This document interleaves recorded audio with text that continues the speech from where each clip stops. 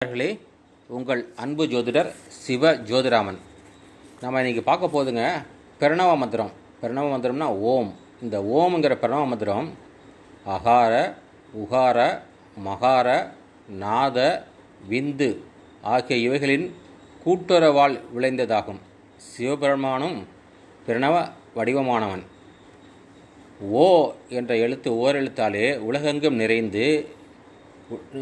நிறைந்து நின்று அகாரமும் உகாரமும் ஆகிய ஈரெழுத்திலே சிவமும் சக்தியுமாக இருவருமாக பொருந்தி நின்று அகார உகார மகாரமாகிய மூன்றெழுத்திலே சிருஷ்டியின் முகமாய் காட்சியளிக்கின்ற ஒளிப்பிளம்பாகிய சிவத்தை ஓங்கார பிரணவ சக்கரமாக அமைத்து அறிமுகப்படுத்தியிருக்கிறார் திருமூலர்.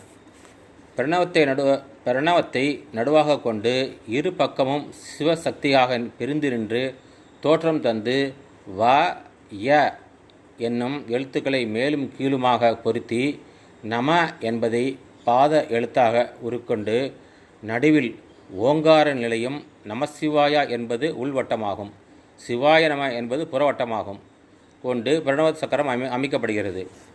ஆகவே இந்த பிரணவ சக்கரம்ங்கிறது என்ன? இந்த ஓம்ங்கிறத போட்டு நடுவில் ய இம் நம அப்படிங்கிறத போடுறது.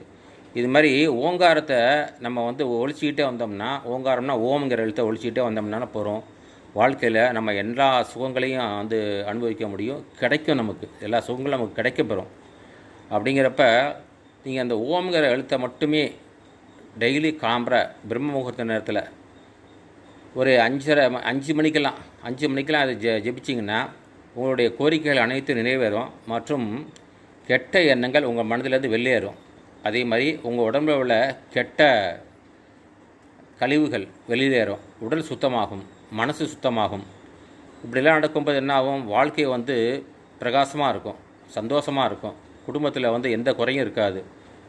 வாழ்க்கையை பரிபூர்ணமாக சந்தோஷமாக அனுபவிக்கலாம்.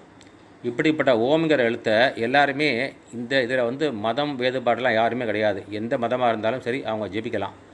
காலம்பரம் 5 மணிக்கு ஜெபிக்கணும். இதுக்கு இத்தனை தடவை கணக்கும் கிடையாது. திசைன்னு பார்த்திங்கன்னா வடக்கு திசை கிழக்கு திசை நல்லது. ஆனால் ஓம்ங்கிற எழுத்துக்கு மட்டும் திசையும் கிடையாது. அதனால் எந்த திசையை வச்சுக்கணும் சொல்லலாம்.